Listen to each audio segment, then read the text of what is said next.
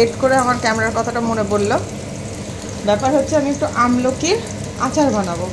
তো যাই হোক, আগে ঘি গরম করে নিয়েছি এবং সাজিরে গোলমরিচ, মরিচ এগুলো সব ফোড়ন দিয়েছি। এবার বাকিটাও দিয়ে খুব ভাজা ভাজা করব।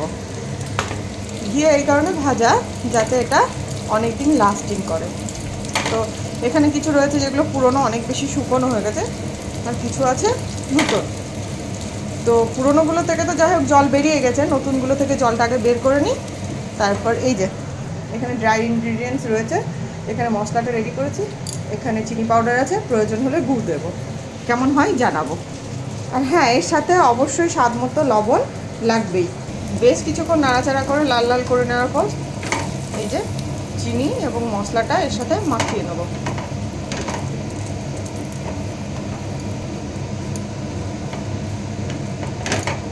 এটা আস্তে আস্তে ক্যারামেলাইজ হবে, দেখুন আস্তে আস্তে ধীরে ধীরে এটা কিন্তু চিনি মিষ্টির যে সংমিশ্রণটা রয়েছে সেটা কিন্তু গলতে শুরু করেছে।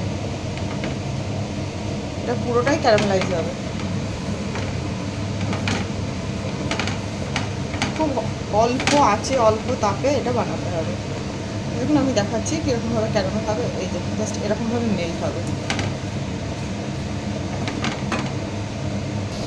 ইতিমধ্যে কিন্তু আধা ঘন্টা হয়ে গেল আমি নাড়াচাড়া করছি, এখনও খুব লো ফ্লেমে।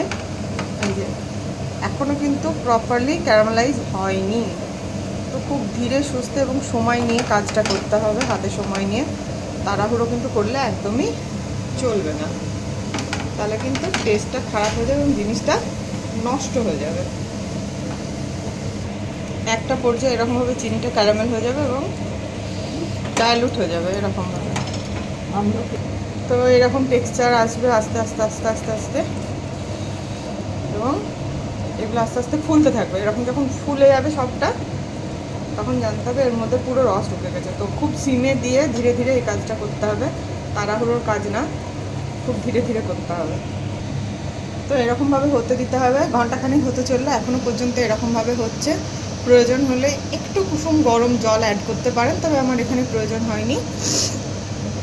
এগুলো এখন ফুটবে, আর চাইলে আপনারা গুঁড়ো অ্যাড করতে পারেন। আমি শেষের দিকে একটু গুড় অ্যাড করব।